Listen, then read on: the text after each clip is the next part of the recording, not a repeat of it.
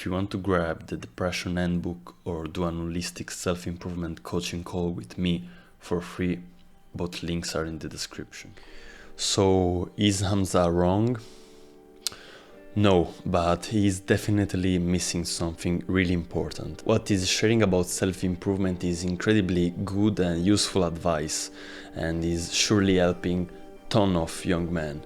But I think he is overlooking an important piece of the puzzle that can leave you with the picture not being complete. In this video I'll share with you why this is and what's the essential piece of the puzzle that Hamza and other self-improvement YouTubers are missing.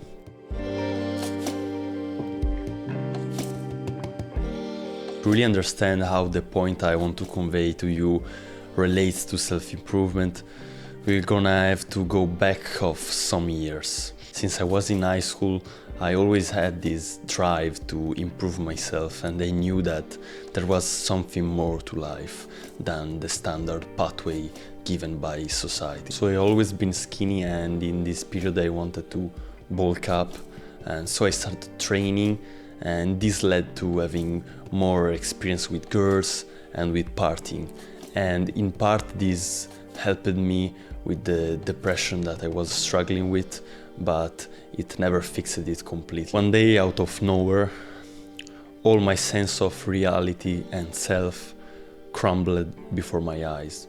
This was an incredibly intense and raw experience, and shattered all my beliefs about what this is. And with this I mean reality and you. My sense of self was shown to be completely illusory, and seeing that what I thought I was just an illusion, and also the reality I thought I was living in led me to a really dark spot of my life, which is usually called the dark night of the soul in spirituality. After that, I was basically starting again with a blank state. I had no concept about the external reality and of myself, and so I was incredibly alienated from everything and everyone, and I was completely confused about what was happening. So in this period I just had to understand what was happening to me, and I started to research what I was experiencing and try to understand the nature of reality. My level of anxiety were through the roof.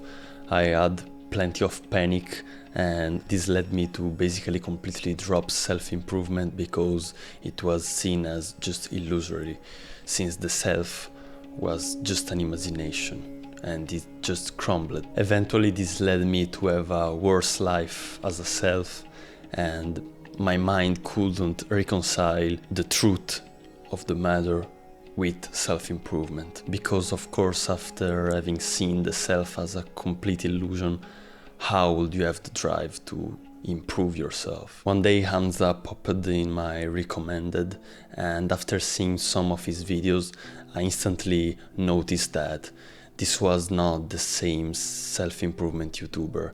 He went deeper and talked about the ugly truths that people usually don't show. What he was saying about mental health was incredibly relatable and accurate. I really saw his authenticity and his no bullshit approach. Also, it was the first time that I saw somebody talking about dopamine detoxing as a lifestyle change rather than a quick fix or challenge. So I already knew about dopamine detoxing and I dabbled a little with it, but I never took it really seriously as a lifestyle change. So I really got into his videos, and I saw how he also talked about his business journey. And since I always had this desire deep in me to do something meaningful and really valuable rather than a standard job as a living, I really got inspired. So at this point, after watching all these videos, I really got inspired to do a serious dopamine detox and changing my lifestyle. So even if it was in contrast with the truth I saw about no self, I decided to just do it anyways because I was just too much in depression. So thanks to this, I spent a lot of time thinking about what I could do, and after months of elaboration, I decided to start this YouTube channel, which has the aim of bridging the gap between self-improvement and spirituality. I now see how these two things that seem to be completely not compatible are in fact compatible and can be merged into a single holistic view of self-improvement. I'm really grateful that Hamza was an inspiration and part of my journey, because he really inspired me, and thanks to him I started this channel, and now I'm here talking to you and to the man itself. So let me explain more in detail what's the missing piece of the puzzle and why this is a problem. Well, see, self-improvement implies the self-image that you have about yourself. And in self-improvement, you are becoming something. You are becoming the best version of yourself, or becoming an idea, which is a self-image. Well, in this becoming, this movement of becoming, you will never reach the destination, which is in the future. You will be always in this process of becoming. And this process of becoming is suffering. So this never-ending process of becoming will lead you not being completely fulfilled with what you are in this moment. And this can be a good thing from the point of view of the self, because it leads to progress and to improvement. But you need to understand that if you live your whole life like this, you will just never feel that you are enough. You will always feel this lack, this self-image that you have about yourself or what you want to become is not you. You are believing that you are this image, which is a creation of your mind. But what you really are is not that. And this is the piece of the puzzle that is missing, is being. Being is your existence itself, is what you are now, and what you're always been and you'll always be. It's not the self-image that you have about yourself, it's what you actually are.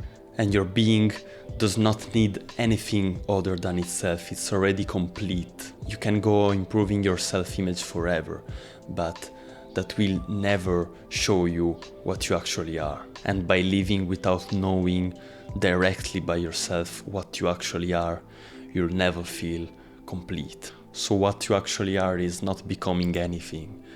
It is complete right in this very moment. It is what you are beyond your mind, beyond your body, and beyond all the ideas that you have about yourself. If you ever meditated or did self-inquiry, which is just contemplating what you are and asking, who am I?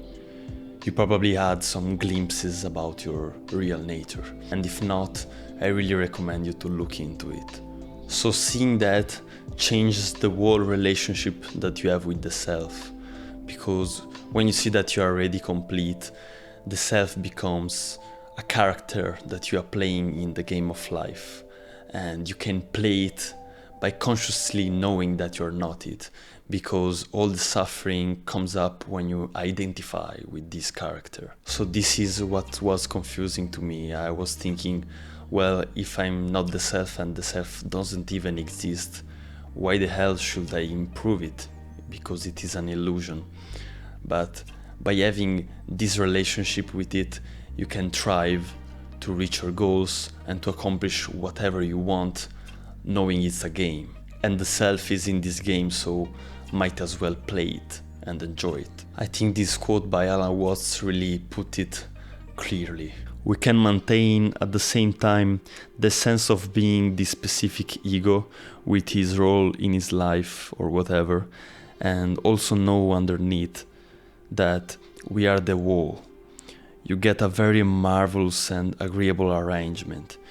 This is a most remarkable harmoniousness. I mean, it gives one life a sense of great joy and exuberance if you can carry on these two things at once. So if you're on self-improvement, you probably started meditating, and maybe just to be more productive and calm your mind a little bit. If you go deeper into it, you'll start to become aware of your real self and the nature of reality. And this is far more than a goal to be reached. This will show you something that no goal can ever give you. So while it can be used as a tool in self-improvement, meditation is much more than that. Ultimately, it's about truth and existence. It's about living this very moment exactly as it is and being fully immersed with it, being one with it.